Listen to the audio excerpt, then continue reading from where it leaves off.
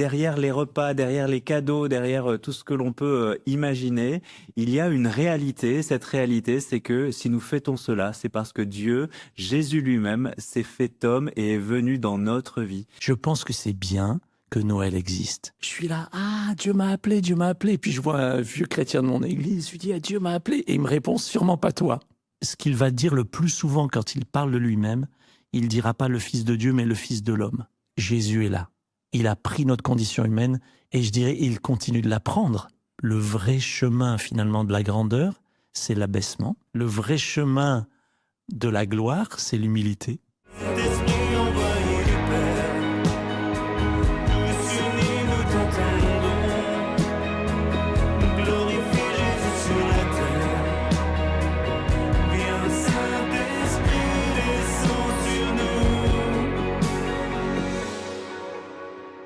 Bonjour à tous et joyeux Noël. Je suis vraiment heureux de vous retrouver pour ce deuxième numéro de cette émission spéciale pour passer les fêtes ensemble.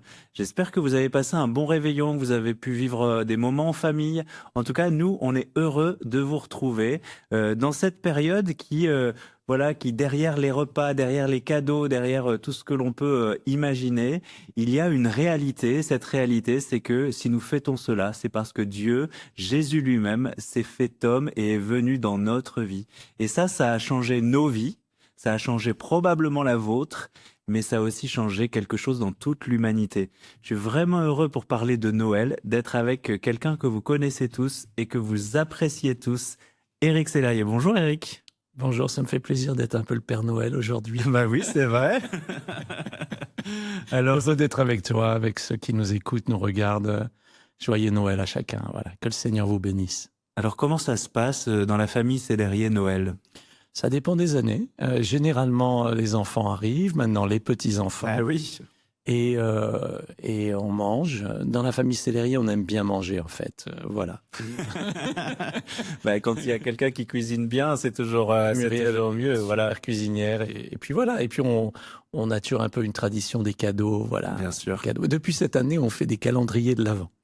Ah oui, ça c'est une nouvelle mode qui est en train de gagner un peu partout, les calendriers de l'Avent, ça... Ouais, et alors j'ai regardé en fait au IVe siècle, en Gaule, chez les Gaulois, nous, on faisait des calendriers, enfin on faisait pas le calendrier avec des images, tout ça, mais il y avait cette idée de préparer la venue de Jésus tous les jours, les 24 ou 25 jours avant. Ouais. Et puis en Allemagne, plus récemment, il y a un siècle, quand même, ou un peu plus d'un siècle, presque 2 siècles, et on a commencé ces images avec ces versets. Et puis finalement, après, l'industrie commerciale s'en est Oui, il y a des chocolats, il y a un tas de chez moi, il y en a 4 calendriers de l'Avent. On ne sait que choisir. On ne sait que choisir. Et c'est pas des calendriers spirituels, mais cette année, j'ai quand même eu l'idée de faire un calendrier de l'Avent. Alors, il y a eu le calendrier de l'Avent IC News, donc oui. Ça, c'est une idée de Benjamin, mon fils, c'est donc très bonne idée. Et je lui dis, c'est une super idée, merci Benjamin, on va le faire aussi sur Hello Bible. Donc, on a le premier calendrier au monde, alimenté par IA biblique, et qui te donne tous les jours un petit verset, voici la Vierge deviendra enceinte, etc. Et qui permet de méditer tout au long de ce mois, pour arriver à ce jour de Noël, le jour où on fête traditionnellement, partout dans le monde, la naissance de Jésus. C'est pour ça que Noël existe. Alors, tu nous expliques comment ça se passe dans la famille Sellarié, mais toi, personnellement, Noël? Moi, personnellement, Noël, alors, il y a eu des hauts et des bas, on va dire, parce que mes parents ont divorcé quand j'étais petit. Donc, évidemment, j'avais 10 ans, tu vois, 10, 11 ans. Et donc, les Noëls d'après, c'était pas les mêmes. Hein. Quand même, c'est mieux quand t'as un papa, une maman. Donc, on vivait dans une belle maison avant mes 10 ans et dans un HLM après mes 10 ans. Donc, j'ai pas nécessairement des souvenirs de Noël extraordinaires. Puis quand t'es petit, donc oui, j'ai toujours aimé les cadeaux. Hein. Tu sais, on a des langages d'amour. Je sais pas toi, tes langages d'amour, Grégory, mais en gros, il y a 5 langages d'amour. Et pour certains, les cadeaux, c'est un langage d'amour. Pour d'autres, c'est les paroles valorisantes. Pour d'autres, c'est les gestes. Tu vois, toi, t'aimes pas ça. Mais moi, j'aime pas ça. Mais souvent, en fait, ce qui est intéressant avec les langages de l'amour, c'est que on projette sur les autres la façon dont on veut qu'ils nous aiment. Oui, c'est vrai. Et donc, du coup, si une personne, elle aime beaucoup les hugs, elle va te faire des hugs, mais c'est parce qu'elle les aime, et sans se rendre compte que toi, nécessairement, c'est pas peut-être pas ton truc. Mais certains, voilà, c'est ma femme, elle aime beaucoup, par exemple, les temps de qualité et les services rendus. C'est encore ces deux langages d'amour différents. Moi, j'aime beaucoup les cadeaux et j'aime beaucoup les paroles valorisantes et j'aime bien les trois autres aussi.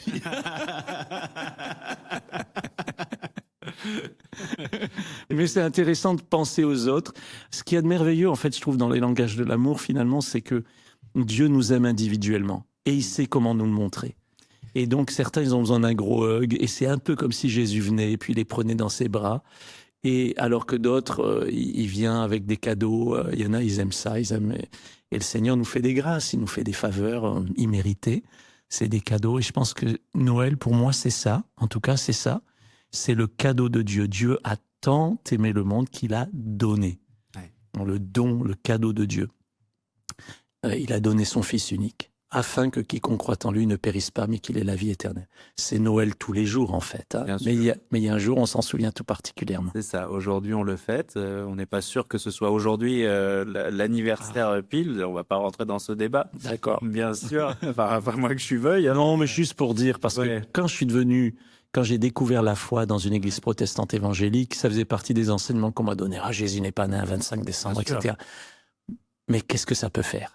Je trouve que c'est pas important, en fait. Ouais. Et pourquoi c'est pas important ?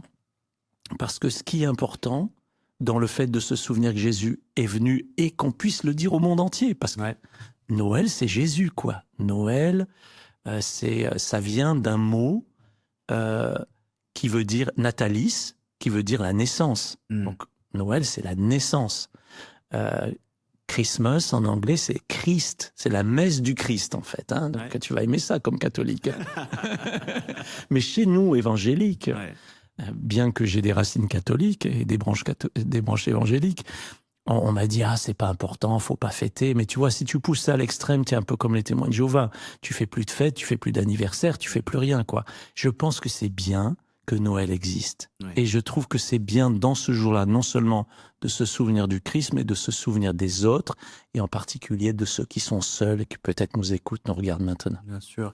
Et on peut rappeler une chose par rapport à cette date qui n'a pas été choisie par hasard, qui n'a rien de biblique, mais qui vient s'intégrer à un moment où il y avait des fêtes païennes, et quand on est venu évangéliser, on a voulu donner un sens chrétien aux choses pour emmener les gens à découvrir la beauté du Christ.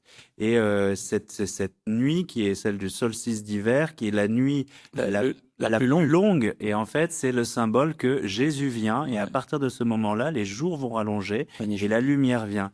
Et donc c'est beau aussi de se rappeler dans notre histoire comment on a évangélisé. On n'a pas essayé de copier les païens, mais on a essayé de donner du sens à ce que les païens pouvaient vivre à cette époque. Et ça, c'est vrai que c'est beau de se le rappeler, parce que ça fait partie de notre histoire de chrétiens. Ouais, je trouve l'image magnifique, la lumière qui commence, le jour le plus court qui va, et les jours vont commencer à rallonger. C'est un peu une espérance aussi pour notre vie. Et pour la petite histoire, la personne qui a calculé le jour de la naissance de Jésus s'est un peu trompée. Il serait né peut-être en -4, -5 avant lui-même. Probablement. Mais en fait, il existait déjà bien avant. L'histoire, c'est que Dieu de toute éternité existe sous la forme du Père, du Fils, du Saint-Esprit, et que Dieu décide de se donner lui-même et de se donner sous la forme d'un bébé, d'un enfant. Et la Bible dit dans Jean chapitre 1, et j'aime beaucoup ce texte, le peuple assis dans les ténèbres a vu une grande lumière, et sur ceux qui étaient assis dans l'ombre de la mort, une lumière s'est levée. Et la lumière est arrivée en Jésus-Christ. Il a dit, je suis la lumière du monde. Les bergers, on en parlera peut-être, ils ont vu la lumière, et le jour où Jésus est mort, la lumière s'est éteinte. Il y a eu des ténèbres sur toute la terre, pour que nous, on puisse bénéficier de cette lumière, comme le bon larron, hein, comme ce brigand à qui Jésus a dit, tu seras avec moi. Et le jour de la résurrection, la lumière est revenue, et elle s'éteindra plus jamais. Voilà. Ouais. Alors, c'est très intéressant ce que tu es en train de nous dire, parce que on va parler de ce qu'est vraiment Noël, de ce que l'on fête aujourd'hui, et de ce que ça symbolise pour nous, et de ce que ça nous apporte dans notre vie. Mais tout ça, c'est biblique. Et toi, tu as vraiment un ministère pour apporter la parole de Dieu aux plus grands, aux plus petits, dans les choses les plus simples, à travers cette nouvelle application qui est Hello Bible, tu nous en parleras au fil de ces émissions, puisque tu vas revenir pendant cette semaine, qui a eu beaucoup de défis, que ce soit technologiques ou même de réflexion éthique sur la question de l'intelligence artificielle. Mais ce qui est chez toi important, c'est que tu veux vraiment apporter la parole de Dieu. Alors, en quoi Noël s'appuie sur cette parole de Dieu et qu'est-ce que la parole de Dieu nous dévoile vraiment de ce que nous fêtons aujourd'hui? Ah, c'est vraiment une bonne question. Lorsque j'ai découvert la foi dans une église catholique quand j'étais petit. Ça n'est parfait. À qui le dis-tu? Et puis, à cause du divorce de mes parents dont je parlais tout à l'heure, je me suis éloigné de Dieu. J'étais un ado révolté. J'ai fait plein de bêtises. Dieu m'a rattrapé. Dieu m'a rattrapé dans une église évangélique, une petite église protestante évangélique, un petit temple. Et j'ai entendu parler de Jésus et je lui ai donné ma vie, tu vois. Et pour moi, c'est juste une continuité d'une foi que j'avais découvert étant enfant. J'ai vraiment expérimenté le pardon des péchés étant enfant, tu vois, vraiment. Donc, et pour moi, j'étais un jeune, j'avais 18 ans, 19 ans, j'étais pas fini, quoi, tu vois. J'avais plein de défauts dans ma vie, j'en ai toujours, mais moins quand même. On a travaillé par la grâce de Dieu. Et j'avais cette grande question qui était, Seigneur, qu'est-ce que tu veux faire de ma vie? Qu'est-ce que tu veux faire de moi, en fait? Et est-ce que tu m'appelles à te servir, tu vois? Moi, j'avais fait l'école hôtelière, mais je savais que maintenant que j'avais découvert le Christ, je voulais faire autre chose de ma vie. Je voulais le servir, quoi. Et je me rappelle de ce soir, on est dans une petite réunion de prière, on est 12, et je ressens une voix me dire au fond de moi, prends ta Bible, ouvre dans Ésaïe, chapitre 42, verset 6. Ça m'était jamais arrivé, j'avais jamais vu personne faire ça. Et tu vois, je prends la Bible, j'ouvre dans Ésaïe 42, verset 6, et là, qu'est-ce que je lis? Ben, je lis, je t'ai appelé pour être une lumière dans les nations. Je vais te prendre par la main et je vais t'établir. Waouh! Alors moi, je suis super excité. Déjà que j'ai pas besoin naturellement qu'on me pousse trop pour être super enthousiaste, tu vois, tu me connais. Je suis là, Dieu m'a appelé, Dieu m'a appelé. Et puis je vois un vieux chrétien de mon église, je lui dis, Dieu m'a appelé. Et il me répond, sûrement pas toi. Sûrement pas toi. Et ça m'a vexé, tu vois. Et puis, de suite, tu sais comment des fois on prend les paroles négativement. De suite, je dis, il a raison. Et tu vois, j'avais d'un côté la parole de Dieu et de l'autre côté la parole de l'être humain. Et pendant quelques heures, j'écoutais plus la parole de l'être humain. Je voudrais dire à ceux qui nous écoutent, écoutez ce que Dieu dit sur votre vie. Quand Dieu dit qu'il veut faire de moi une lumière, c'est pas qu'on est des lumières. Mais on est un peu comme la lune, si tu veux. La lune, c'est pas une lumière. Mais la lune, elle éclaire très très bien la pleine lune la nuit si elle reflète une autre lumière. Et donc, on a une lumière qui est venue. Nous, on était assis, on était ce peuple assis dans les ténèbres et dans l'ombre de la mort. Et la lumière s'est levée tout d'un coup. Et la lumière, elle se lève pour qu'on la reçoive. Et je te raconterai une histoire tout à l'heure de ce qui s'est passé justement avec un de mes profs à Polytechnique. Quand j'ai étudié l'IA, là, récemment, je suis retourné à l'école il y a 1 an. Et ce qui se passe, c'est que à partir de là, le but de notre vie, c'est pas juste d'avoir reçu la lumière, mais c'est de porter la lumière. Et finalement, qu'est-ce qui se passe? Les bergers qui entendent une grosse lumière qui se lève sur eux, les anges qui apparaissent. On vous annonce une grande nouvelle qui sera pour tout le peuple. Le sujet d'une grande joie, c'est qu'aujourd'hui, dans la ville de David, il vous est né un sauveur, la ville de David, Bethléem, il vous est né un sauveur qui est le Christ, le Seigneur.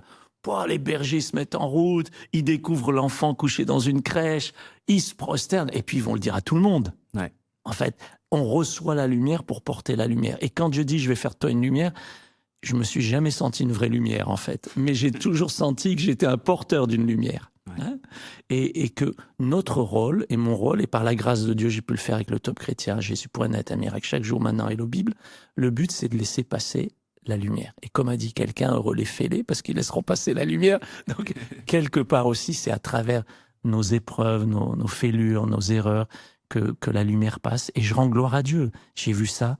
J'ai vu, par la grâce de Dieu, pour pouvoir porter la lumière dans les nations, ce qui était absolument impossible. Quand tu connais Éric Sellerier, surtout à cet âge-là, quoi. Ouais. Voilà. Hier, on a reçu Daria Reichor qui va reprendre Un miracle chaque jour que tu as créé. À travers Un miracle chaque jour, à travers le Top Chrétien, à travers Hello Bible, tu as accompagné de très nombreuses personnes.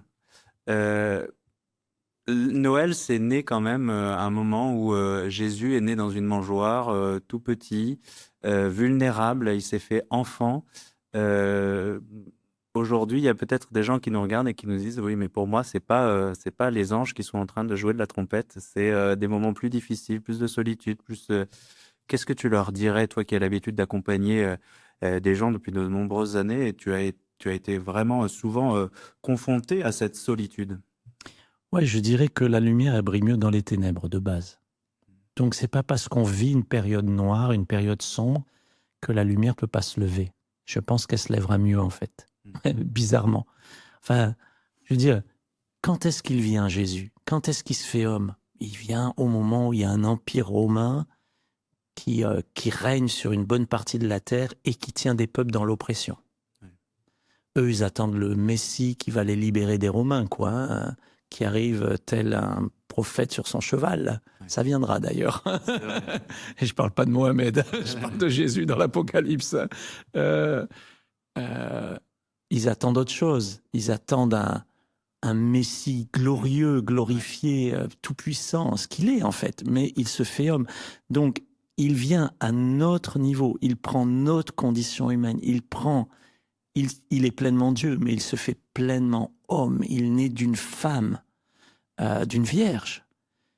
Et quand Marie et Joseph cherchent de la place dans une hôtellerie parce que le moment de la naissance arrive et qu'ils avaient dû aller à Bethléem pour un recensement et ils n'y sont pas allés par choix à cause des Romains, donc merci les Romains au passage, eh bien, il n'y a pas de place pour eux. Et donc Jésus va naître dans une étable, dans une mangeoire, avec des animaux autour de lui, mais pour bien montrer qu'il est venu pour prendre notre condition. Et je partageais avec un chauffeur Uber musulman. Je disais, ben, c'est quoi alors? C'est qui Jésus?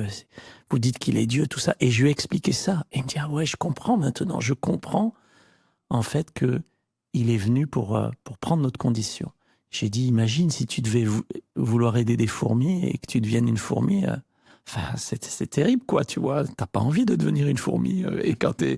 Et ce qui m'étonne toujours dans l'enseignement de Jésus, finalement, c'est que ce qu'il va dire le plus souvent quand il parle de lui-même, il dira pas le Fils de Dieu, mais le Fils de l'homme. Et à de nombreuses reprises, le Fils de l'homme, le Fils de l'homme, le Fils de l'homme, comme si pour lui, sa plus grande joie, pour pas dire fierté, parce que je pense pas que Jésus était fier, mais sa plus grande joie, c'était de dire, je me suis fait homme et j'ai pris votre condition. Alors pour ceux qui passent par un mauvais moment, qui passent par les ténèbres, qui passent par la solitude, la lumière va se lever. La lumière va se lever. Des fois, on est dans le tunnel et puis à un moment, on commence à voir la lumière au bout du tunnel. On n'est pas encore au bout nécessairement, mais la lumière est là. Et la lumière s'est levée. Elle s'est levée en la personne de Jésus. Et ce que je voudrais dire, perdez pas l'espoir. Et surtout en ce jour de Noël, si vous êtes seul ou si vous passez par un moment difficile ou une maladie ou une souffrance ou un problème relationnel, parce que des fois, Noël, ça nous rappelle aussi que la famille s'est divisée, qu'on se parle plus et tout ça. Et c'est vraiment terrible, c'est vraiment difficile. Eh bien, Jésus est là. Il a pris notre condition humaine et je dirais, il continue de la prendre. Ouais. D'accord? Il continue de la prendre puisqu'il continue de s'approcher de nous et nous dire, ouvre-moi la porte, laisse-moi rentrer dans ta vie, laisse rentrer la lumière. Qu'est-ce que t'inspire cette petitesse de Jésus? Tu sais, on est là, on veut faire des grands projets pour lui, tu as fait des grands projets pour Dieu, et pourtant Dieu, lui, se fait tout petit, et puis il va aller jusqu'à la croix. Qu'est-ce que ça t'inspire? Ça me rappelle un chant que vous chantez dans l'Église catholique, enfin, qui nous parle de considérer l'humilité de Dieu. Ouais. C'est comment ce chant? Regardez l'humilité de Dieu. On pourrait presque le chanter, mais on va pas le faire. Regardez l'humilité de Dieu. Regardez l'humilité de Dieu. Ça m'inspire que Dieu veut nous ramener toujours à l'humilité. Toujours. Parce que l'exemple de Jésus, c'est Dieu se fait homme. Dieu n'a pas cherché comme une proie à arracher, nous dit la Bible, d'être Et Jésus n'a pas cherché comme une proie arrachée d'être l'égal de Dieu, mais il s'est abaissé lui-même, il s'est humilié lui-même, se rendant obéissant jusqu'à la mort et jusqu'à la mort de la croix. Et ça doit toujours nous rappeler que le vrai chemin finalement de la grandeur, c'est l'abaissement. Le vrai chemin de la gloire, c'est l'humilité. Ouais.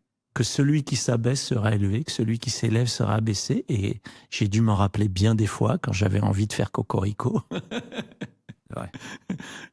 C'était non. Notre vie, nous vivons pour la gloire de Dieu. Voilà. Et la gloire de Dieu, c'est de s'abaisser. C'est c'est de faire comme Jésus. En fait, il est notre modèle. Donc c'est pas simple, c'est pas toujours simple parce que notre nature humaine aime bien être encensée, flattée.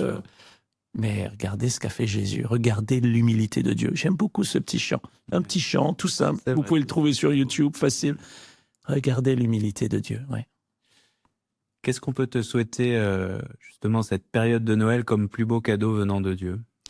Moi, le plus beau cadeau, c'est toujours quand je vois quelqu'un qui est touché par la grâce, en fait.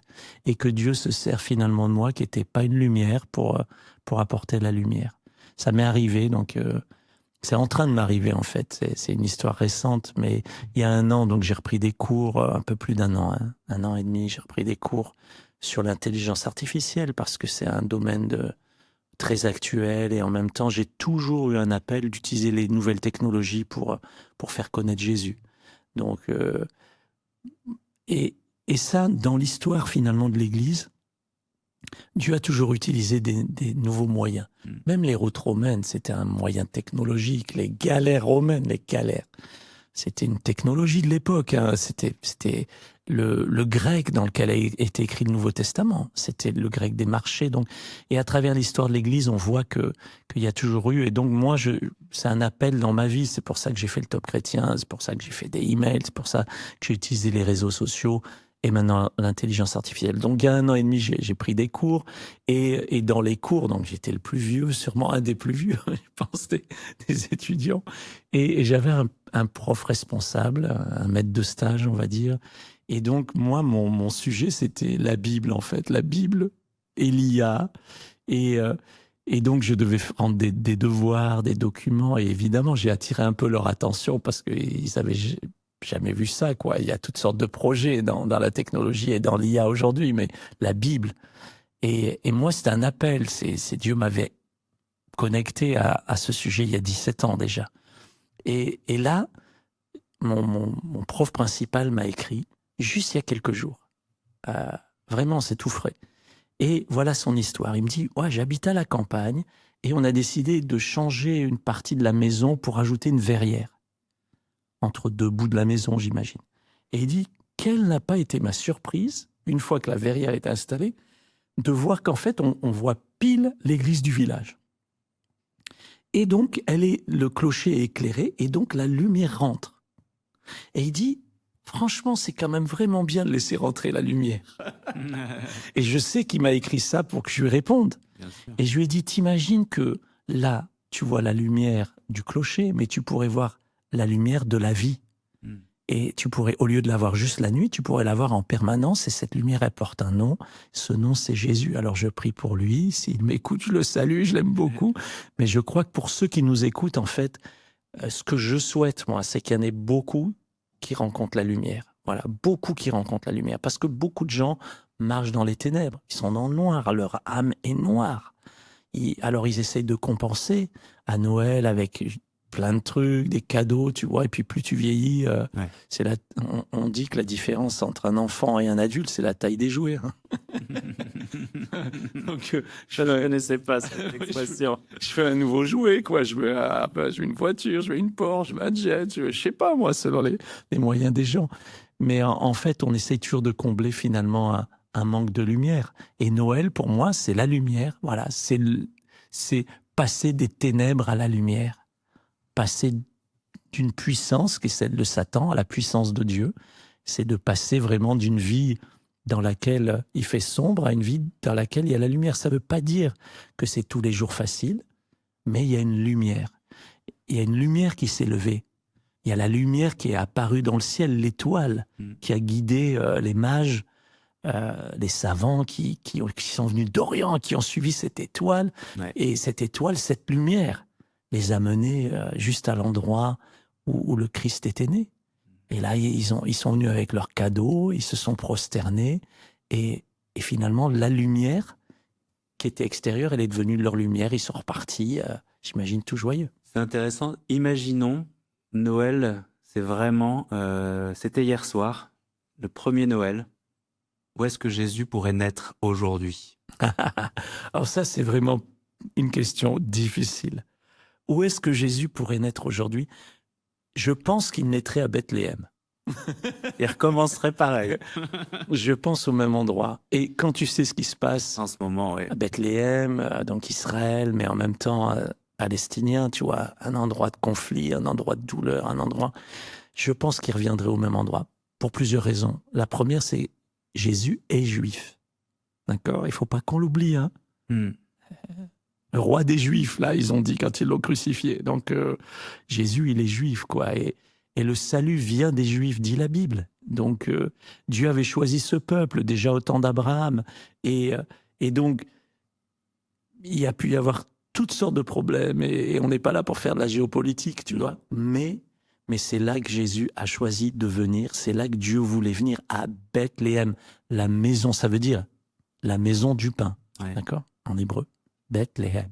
Et donc, Bethléem, c'était la ville de David, mais c'était l'endroit où Jésus vient et il apporte la lumière et il apporte le pain. Finalement, je suis le pain vivant descendu du ciel. Donc, s'il venait aujourd'hui, il viendrait. Il n'irait pas naître t'aimerais bien à Paris, peut-être, je sais. À Paris, oui, pourquoi pas. Paris, à New York ou en Asie. De toute façon, Jésus, c'est pour tous les êtres humains. Ouais. Mais il y avait un plan de Dieu, il fallait que Jésus... Et puis, il faut quand même dire que... Moi, j'ai noté, alors j'ai un petit peu regardé l'origine de Noël, avec la Bible, évidemment. Donc, et ça me donnait ce verset dans Ésaïe 9,5, « Car un enfant nous est né, un fils nous a été donné, et la souveraineté reposera sur son épaule. On l'appellera admirable, conseiller, Dieu puissant, Père éternel, prince de la paix. » C'est écrit quand ça? C'est écrit 700 ans avant qu'il naisse.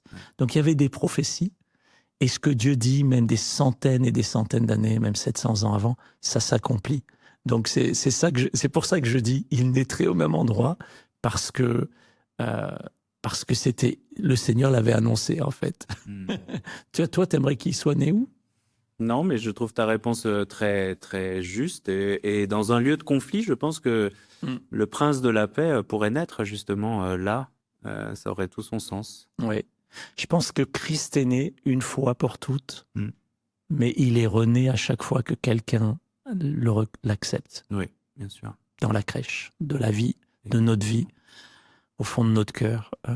Je pense que le Christ, il est déjà né quelques millions, pour pas dire milliards de fois en fait, parce que le Seigneur veut que nous-mêmes, on naisse de nouveau, et on naît de nouveau quand le Christ entre dans notre vie. Ça me fait penser à une petite chose. Chez nous, catholiques, on a 3 célébrations à Noël. La première, c'est pour dire que que Jésus va venir. La deuxième, c'est Jésus qui vient sur cette terre. Et la troisième, c'est Jésus qui vient dans nos cœurs. Wow, magnifique. Et donc, qui est célébré le 24, la nuit du 24 au 25, et le 25 au matin avec les bergers qui accueillent Jésus dans leur propre vie. Donc, merci, Eric, d'avoir été avec nous. Ouais. Tellement de belles choses à dire sur Noël. C'est sûr. Et juste un petit mot sur ces bergers. Moi, je les aime, ces bergers. C'était quand même les gens les plus méprisés. Oui. Berger, c'était vraiment Quand on va, d'ailleurs, en Israël aujourd'hui, on en voit encore de ces bergers. Ouais. C'est vraiment les plus pauvres, les plus petits. C'est ça. C'était pas cool d'être berger, quoi, tu vois. Et alors, il y en a qui choisissent et qui aiment ça et qui vont dans les montagnes là et qui aiment ça et je les comprends très bien. Hein. Mais Jésus, il est venu vraiment. L'annonce, elle est quand même faite aux gens les plus rejetés, les moins appréciés, les plus méprisés. Ouais. Et l'histoire commence comme ça. Et si on reconnaît notre pauvreté, si on reconnaît notre misère, si on reconnaît notre misère spirituelle, hein, eh bien alors Jésus est venu pour nous. Mais si on croit qu'on n'a pas besoin de lui, il est quand même venu pour nous, mais malheureusement, on ne le reçoit pas. Et je voudrais encourager, juste pour terminer, ceux qui nous écoutent, ouvrez-lui. Viens Jésus, viens dans ma vie. Voilà. Et puis la lumière va venir, vraiment, comme pour mon prof, là, et pour plein d'autres. Amen. Amen. Merci Eric. On vous souhaite à tous un très joyeux Noël. Merci d'être avec nous pendant toute cette semaine, de suivre les émissions que nous vous avons préparées. J'espère que vous prenez autant de plaisir que nous. Alors, on est le 25 décembre, c'est le soir de Noël, mais aussi vous rappeler une chose très simple, on ne le fait pas très souvent, mais c'est une période aussi juste avant le dernier jour de l'année où on a besoin de votre soutien pour pouvoir continuer à faire des émissions comme on le fait aujourd'hui. Donc, n'hésitez pas à nous soutenir, à soutenir tous les projets d'IC News, que ce soit The Chosen, présentiel, Un miracle chaque jour et tout un tas d'autres projets. Vous avez toutes les infos dans la description. Merci de votre soutien et surtout, un très joyeux Noël. Joyeux Noël à toi, Grégory. Joyeux Noël à chacun d'entre vous. On vous aime très fort. À demain.